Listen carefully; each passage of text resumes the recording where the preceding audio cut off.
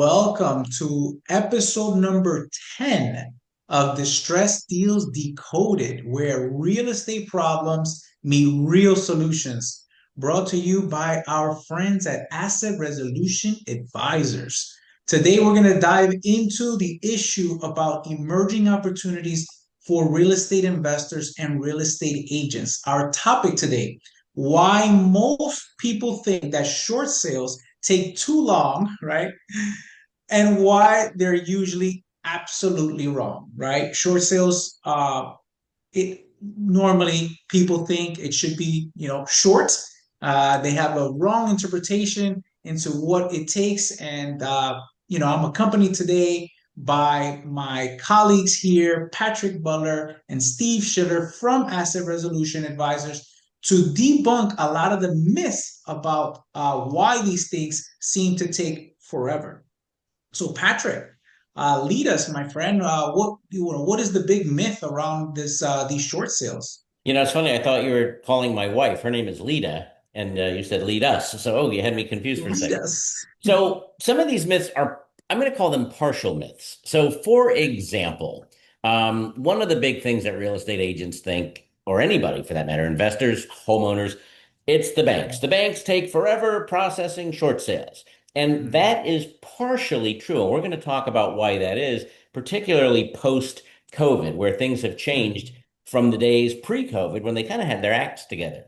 The second one, if you've ever done a short sale, is dealing with negotiators. Now, I'm not talking about third parties like asset resolution advisors, but that can also be a trap as well. But the negotiators that work for the loan servicers on behalf of the loan investor. Big myth is that these guys, they just don't get around to doing anything. Well, there are reasons why they may or may not take action on a certain piece of that file. We're going to talk about that as well.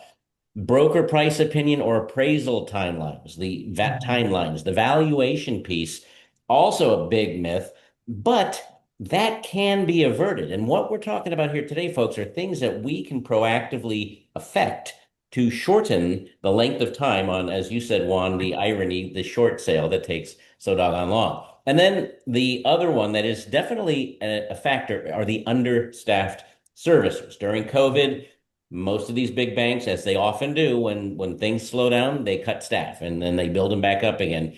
And that transition phase does impact it. So while some of these myths do in fact affect the timeline, not to the extent some of the avoidable things are. So that's what we're here to talk about today. And I'm going to turn the ball over to my good friend Steve Schiller, the reformed loan servicer himself, to talk about some of the real-time killers.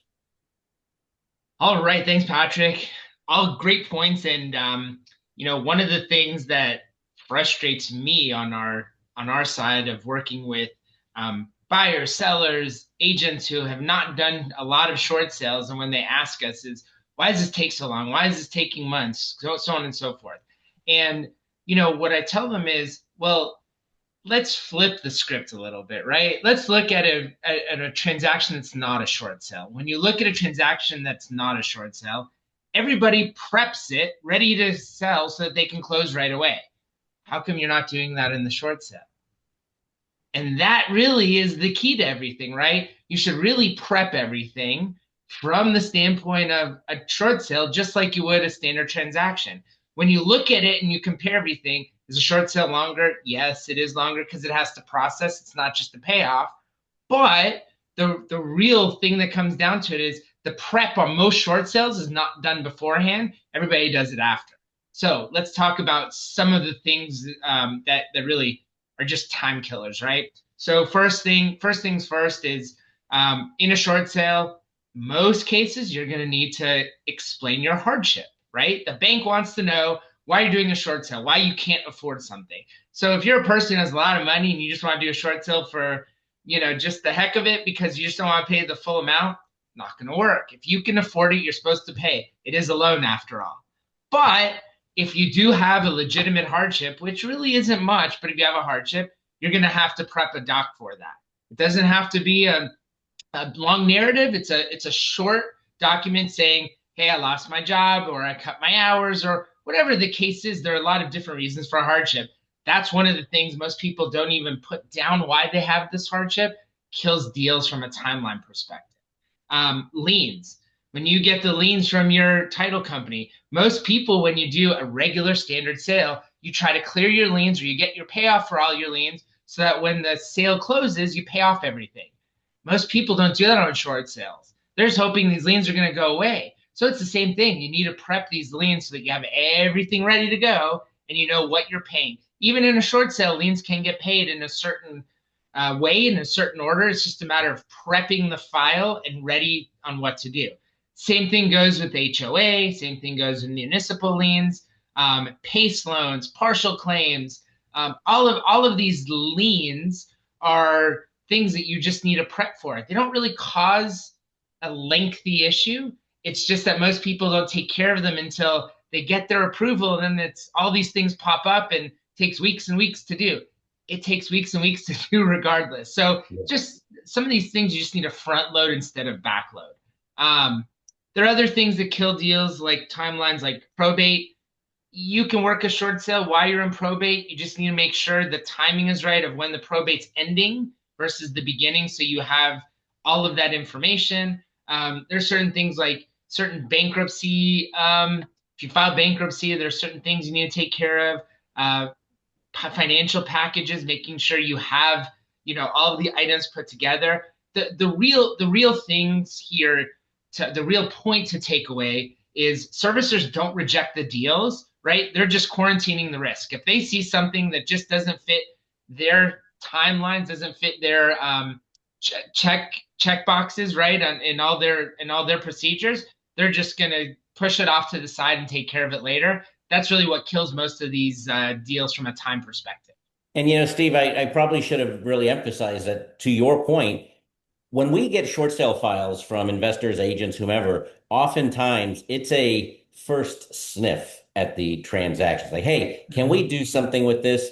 And then when we do our underwriting, we come up with that litany of things that need to happen.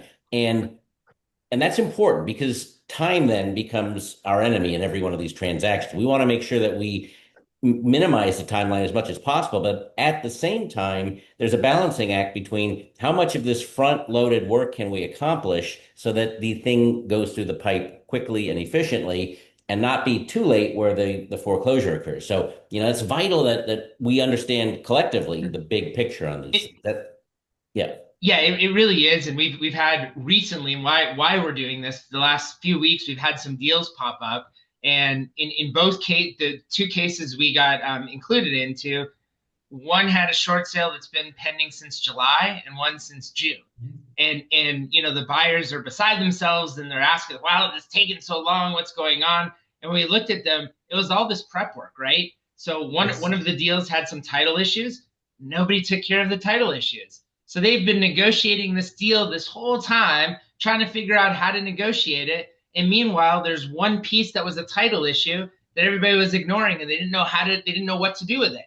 Yeah. So they were like, "Oh, let's get everything else done, and we'll figure that out later." Yep. Unfortunately, that was something that had to be figured out at the start, not the end. So we've actually been progressing with that, and within about 6 weeks, we'll have done more than what has happened in the last 6 months. Yes. Even little things like, as we're reviewing contracts, having an inspection clause, which is perfectly fine. However, if the buyer, and understandably, by the way, wants to do their inspections after the short sale is approved, for them, it makes sense because they're not coming out of pocket with the few bucks for the inspection, and it protects them in case the property's a lot worse off. But it can be a total deal killer because if it, in fact, does kill the deal, well, now you've got to go all the way back to the beginning of time again. So properly stacking the transaction is critical. Absolutely. Yeah. So Juan, as an investor coming from your side of the equation, what you've seen, and a lot of them, by the way, why are most files doomed before they even get submitted to the bank? Well, from an investor standpoint, typically we're getting these deals from agents already that have listed the property in most, like 90% of the cases. It is that way. And us as investors, we want to go ahead and submit an offer. We want to go buy a good deal. So we go down the rabbit hole. Unfortunately, a lot of those deals are doomed because the way, like what Steve and yourself were mentioning, from the very beginning, it wasn't handled correctly. So an investor comes in there a bit blind. They just want to go ahead and submit an offer on said property. That's the price, that's the condition. Hey, this is what I can pay for the property. So they do so. And then unfortunately, because a lot of the agents and people involved in the deal, since they don't follow a true process for getting the proper documentation or the order of operation, right, for a short sale, things get discovered once a buyer submits an offer. Now they decide to open up title. Now all of these things pop up that we should have known for out the gate. So because they don't have a full lien map, because they don't have proper hardship structure, they don't have legal, posture review. Again, I've had situations where we submit an offer, and while going through that title search, now they figure out this thing needs a probate. So not only is the short sale, taking time because it has to go through appraisals, we have to get title work, but now in a lot of those cases, we have a probate. Oh man, we have to open it from the start. And maybe there are 4 or 5 people that are potential heirs, and we have to search for these folks. And now here we are, 6, 9 months, 12 months, 18 months in a deal that we should have either never made an offer on because the agent or people involved should have done the preliminary work. Maybe didn't even have to hit the market until the proper timing, right? So these deals are doomed right from the very beginning because no one really wants to do the prep work. Feel the prep work is the number one, the essence of making a short sale short. Yes. Shorter, right? And so and everyone wants to, and even the pros, I've been doing this for 20 years, I've been doing this for 10 years. We deal with a lot of those type of agents and attorneys that say, I've been doing this for 20 years. What are they doing? They've been doing the using a template for every single deal, even though there is 20 different services. There's 20 different outcomes to this opportunity. It could be that it needs a probate. It may be some sort of junior lien. It might be a PACE loan. The plethora of things that Steve previously mentioned. How can you possibly use a template for that when every situation may be completely different? Therefore, you get rejections and you get this blockage, which dooms these submissions. Yep, for sure. And we often hear, oh, AI may come in and help, streamline all this, which it can. But the thing Yeah. about short sales, it's kind of like performing surgery. There's only so much a computer or a robot can do. At some point, you really need to get eyes on the prize and figure that out. And then before we move on to our next segment here, the other vital thing about doing early prep work and structuring the deal, we often find golden nuggets of opportunity in these Yes. deals, and if you Mhm. don't find them early on and prepare for them, they could slip through the cracks and go right between your hands. Surpluses and HOAs and mortgages that have been vacated due to unknown lawsuits or whatever the case may be. So, how is it then, guys? Let's talk a little bit free flow here. How asset resolution advisors helps to compress time in these transactions. What are the actionable things that we can do? Steve, why don't you start us off? Yeah, I was gonna start. So, the first thing that we do, and I really encourage everybody, agents, real estate investors, anybody who's looking at a short sale, whether you have somebody like us helping you or whether you're doing it on your own, is do that initial underwriting, right? It's Mhm. really the most basic thing. And all you're really looking for is understand who the titled owners are, right? Who's on the deed and who do you have to deal with as far as who can sign all the documents. And number two, understand what liens there are, right? There's some of the liens like municipal liens, those are easier to take care of. You should look into them, but those are not as high, high on the priority list as what liens encumber the property. How many mortgages, partial liens, are there PACE loans, are there UCC liens? So all of those liens, that's really the first thing to go look for to understand what you have. You will save months and months of time by understanding what you have. And the reason for it is there's some liens that you're going to pop up and you're just going to say, oh, holy crap, I found 14 judgments against this property. I don't even want to go to negotiate them. It's time waster. Let's go. I'm done with it. You move on. right? And then there are other liens like, oh, it has 3 mortgage liens. Okay, there are prescribed ways that we can negotiate those. You just have to know what they are and where they go. Um, Let me throw one to you, Patrick, because you deal with this on the listing side, right? So we have different investor programs, right? So there's FHA, VA, Fannie Mae, Freddie Mac, other like why is it so important to prep how you list and when you list to make sure short sales work properly from a time frame, Yeah, timeline? I mean, to your point, and this is all part of our education. So if you don't remember what we're saying here, always feel free to go check us out in our community. But yeah, so for example, FHA is one of the lenders, although FHA insures loans. But anyway, as a HUD, essentially, as a lender, requires the property to be on the market for 15 days. So it's got to go through a 15-day marketing cycle before offers may be executed. Now, that's important because when listing the property in the multiple listing, you want to have as much action as you possibly can. We all know in real estate, generally speaking, if a property is priced right and ready for sale, it gets the most action it's going to get in the first week to 2 weeks on the market. So you don't want to botch things up by getting offers on day one and not advising the other agent or the buyer that's submitting the offer. They're going to have to wait 2 weeks. And oftentimes they may even say, well, I've got the first offer. I should be able to get this property. Well, yeah, that should be the case. And if it was a traditional real estate deal, that might be the case. But here, there are guidelines. Now, other lenders typically require a full weekend cycle. So listing the property before Saturday and being able to accept offers after Monday really tightens things up. And then also managing the offers is important as well. So based on how we've classified the short sale, multi-offer rounds, highest and best, all of those things need to be taken into consideration as well. And why we even bring that up is to prep people in your multiple listing notes so they know what they're getting themselves into. Because this may not be your only short sale. You might become the short sale queen or the short sale king in your local market. And you want these people to come back over and over and over again. Juan, talk to us a little bit about legal posturing and mapping. What is that all about? Yeah, I mean, in my case, when doing a lot of these investment deals, the biggest concerns that we end up is more or less what we target is do we have the right owner of record, right? That's number one. Do we know if there's any outstanding mortgages on there and who owns the mortgage? There's a difference between who owns the debt and who owns the property.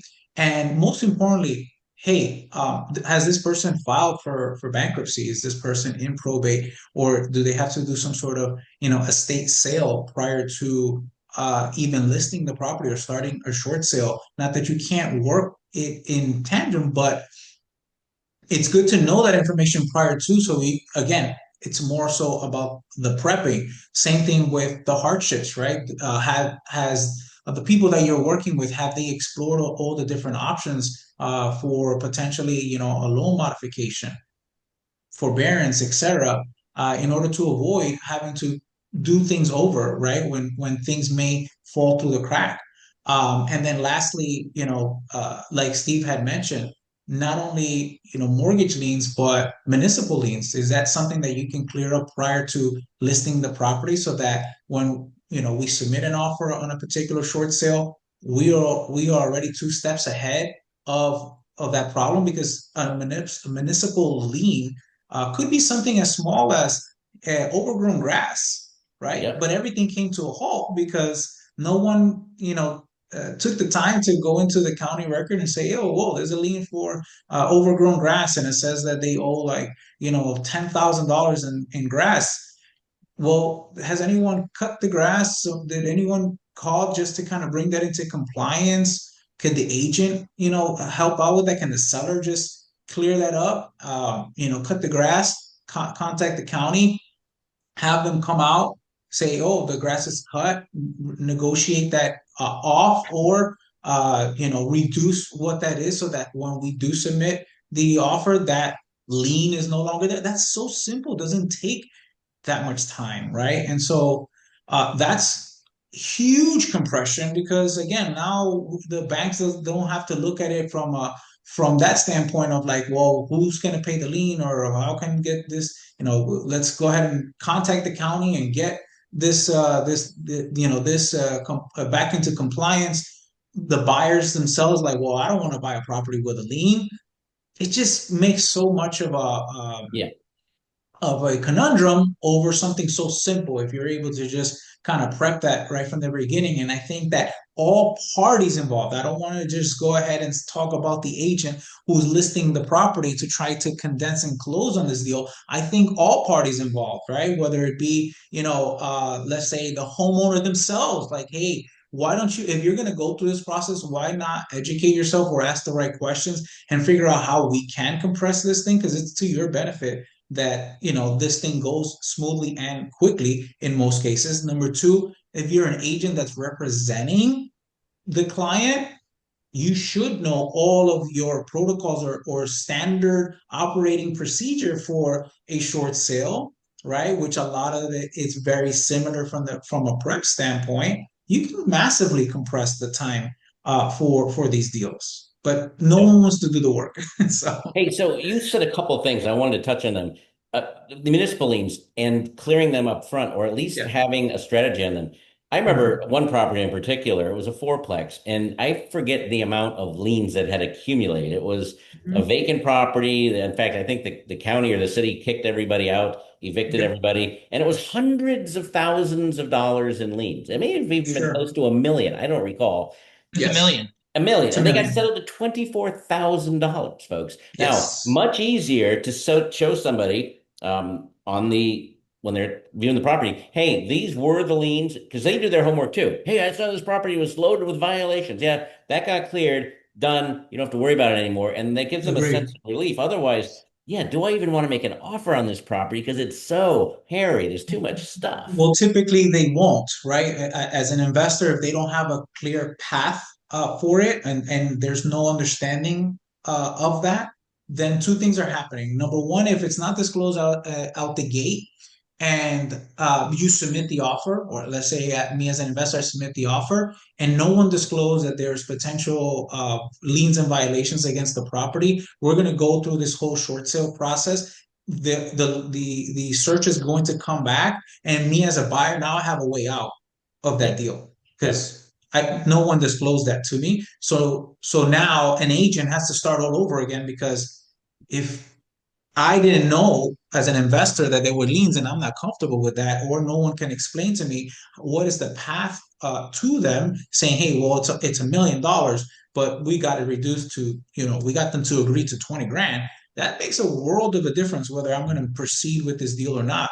Yep. From an investor standpoint, I have a way out, right? And so now, as a real estate agent who's representing that deal, you got to start over because you got to go get some new buyers that aren't comfortable with taking the property with liens and violations. Because Yep. some of it is not going to get cleared through the short sale, right?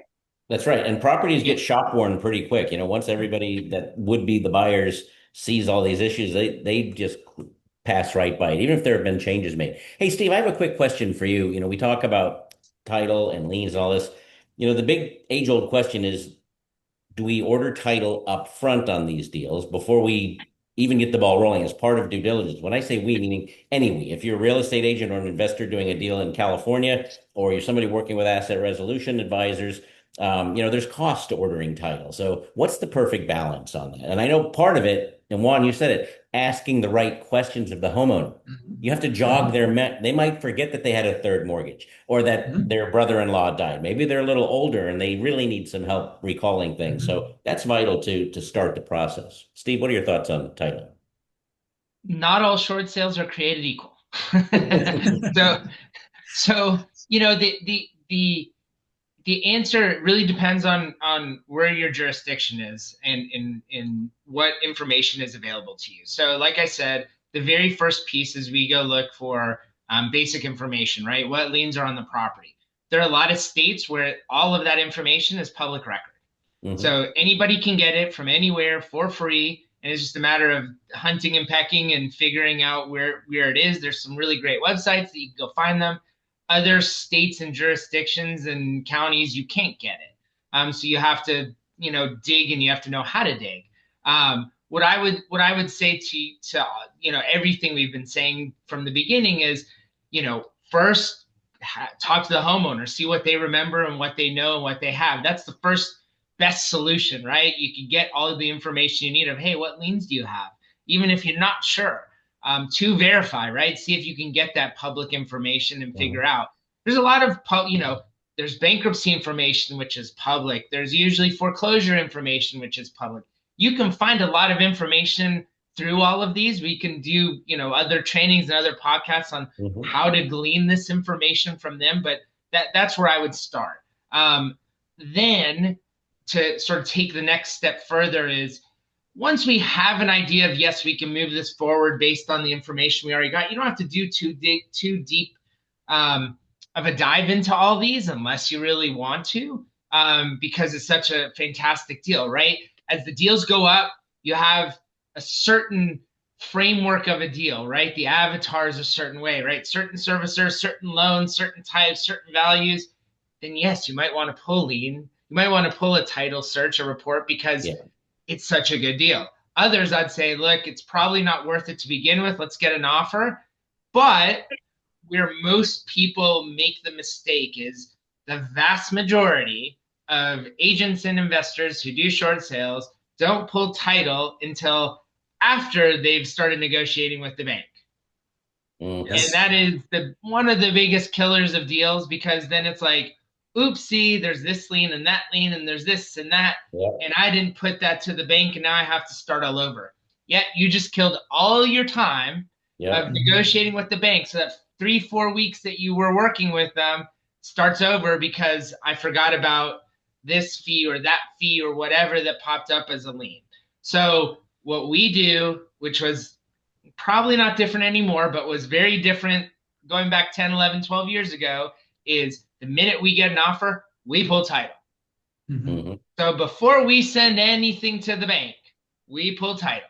Yes, it takes a week. Yes, it can take 10 days. Certain areas, it could take 2 weeks, 3 weeks. Guess what? Whether it's a short sale or not a short sale, it's going to take that long when you pull title, right? The only difference is that short sale have to now go negotiate versus you're just closing on the deal and figuring it out after. But yeah, title is important. It's really a matter. You have to know when to pull it, where to pull it, but I would definitely do it always before you negotiate with the banks. Yeah. Yeah, I mean, it's definitely worth it from, time compressing and time wasting. The I believe very much in the velocity of money. I feel like, if I can make a buck, in 2 to 3 weeks versus, 6 months, that makes me more money. I want to make sure that I'm diligent in being as resourceful as possible and getting that. Now, I would ask from like a retail standpoint or a short sale standpoint, who typically chooses the title company? Is it the seller? Is it the buyer? Great, really good question, and I Mhm. get this all the time, right? Um, so by law, there's usually the buyer has the choice of which title company, because there are fees that they can shop for. So by Sure. law, RESPA says that the buyer can choose whoever they want to do. That's fine. That's great if that's how they want to do it. Um, we typically recommend utilizing a company that's familiar with short sales. Yep. We have a lot that we work with in certain areas. Sometimes agents have really good companies who know how to do short sales. And the reason we say that they should know how to do short sales is I get this all the time, an additional time waster, right? Yeah. So For sure. I have one where somebody's not hasn't done many short sales, and I'm literally explaining to them how to format a settlement statement so that it looks Mhm. correctly for the bank to look. They're like, oh, but you have to do this fee and that fee, and why is this here and why? And I have to explain it all to them, and I shouldn't have Mhm. Right. to, right? So that's a time waster because it goes on for days, going back Yeah. and back and forth, just trying to get a settlement statement together. There Well, are other things like lien clearances, right? One of the things I get quite often from title companies who are not experienced, it has nothing to do with anything except that, right? It's just the ignorance of they've just not done these, is the whole foreclosure clearance. Um, Mhm. it's one of those that for an inexperienced title company, when they see a lis pendens or a pending foreclosure or something to that effect, they come to me and they say, "Hey, Steve, can you please make sure that the bank cancels out the foreclosure before we close?" And the answer 100% of the time is no, they won't. They're not going to cancel it until we close, right? So to understand why this, to me, I shouldn't say it's silly, but it's silly, is if you look at the progression, right? And it's just they don't understand what a foreclosure is. Foreclosure is trying to take the property bank. If the bank agrees to a short sale and sends you an approval letter, they've agreed to let the property go. They have no grounds to continue with the foreclosure. Do mistakes happen? Sure. But they have no grounds because they issued an approval letter. And once you close on it, you have title that's transferable, they have to cancel the foreclosure. There's nothing to foreclose against. So they won't then go foreclose after the fact. So it's just like those things can kill time, right? Of trying to figure out how to close this or clear that when it doesn't need to be. So having an experienced title company can help, especially with the velocity of getting settlement statements back and forth, fees fixed, cleared. All of those things take time. And 1, 2, 3, 4 days adds up when you have to do this 3, 4, 5 times. Yeah. Well, Now, hey, here's a quick, I'm sorry, here's a quick nugget that I would leave for the audience is if you are, let's say, the pro or want to be the pro at doing a lot of these type of deals, typically, partnering up with a title company that has this experience, a lot of times they can do soft pull title searches. Doesn't really cost much, and it is pretty speedy. So at least you have some head start to this process, so that when you do your listing, you're not wasting your time. You'll know exactly what to disclose in your broker remarks, so that the buyer is somewhat informed and can make a much better decision when submitting the offers. So I highly recommend to partner up with a reputable and experienced title company. Even though, again, the buyer may have the right to choose their own, you're at least ahead of the game, and I'm assuming you can at least make a recommendation and say, hey, these, I understand you have a title company you would like to choose, but I can recommend this title company who has the experience. I don't think there's anything illegal about that, right? nothing. Nope. And we do it a lot because, to Steve's point, if it's a new title company to us that we've never heard of, it's a 50-50 whether they have had that experience. And 1,000% correct on that. So Steve, Juan, Patrick, if folks want to do these deals on their own, which people do all the time, we talk to agents, oh yeah, I've done plenty of these. What deals should they probably avoid doing on their own and bring in a reputable third party, such as asset resolution advisors? My recommendation on the more difficult short sale transactions. What does that mean? Multiple liens. If there are multiple mortgage servicers with multiple mortgages, can you negotiate them? Yes. Can you do them? Yes. Can you learn them? Yes. But you really have to learn how to sequence them properly, how to negotiate them properly, because you can really mess up a deal by not doing that correctly. So it's great to get some help. There are, probate. I'll let Juan talk about probate here in a second. There are probably some reasons for probate, why you have to time them correctly. Anybody who has bankruptcy issues, HOA issues, non-mortgage liens, right? So solar, PACE, partial claims. These are all little things that if they pop up on title and you come across them on title, you want to know how to sequence them. I think that's the right word, is you have to know how to sequence them to get the deal right. I can't tell you how many deals I see just not sequenced right. And the issues that you run into, and from a timing issue, is you get one of two things. One, you either get the bank who looks at it and says, this agent, this person doesn't know what they're doing, and we're just going to outright deny it because this is going to take me too long to process. So I'm not even going to bother because of these fees not sequenced properly. Or they look at it and they say, hey guys, you need to go fix this. And they don't tell you how to fix it. You don't know how to fix it. So you spend all this time right? The whole concept of what we're trying to do on the sequencing is create a velocity, right? Is get them to say, rather than saying, hey, we're not going to pay this amount, you want them to say, we will pay this, but only at this fee. And there's a difference, right? When you have a fee that you're trying to get paid at $10,000, but they'll only pay $1,500. If you don't know they'll only accept $1,500, you put 10 grand down, they might not even, they say, we won't pay this. Whereas if you Yep. put 2,000 down, they might say, hey, we only pay up to 1,500. It's a subtlety, but those subtleties make a big difference in how you do things. And then, Juan, if you want to talk about the timing of probate.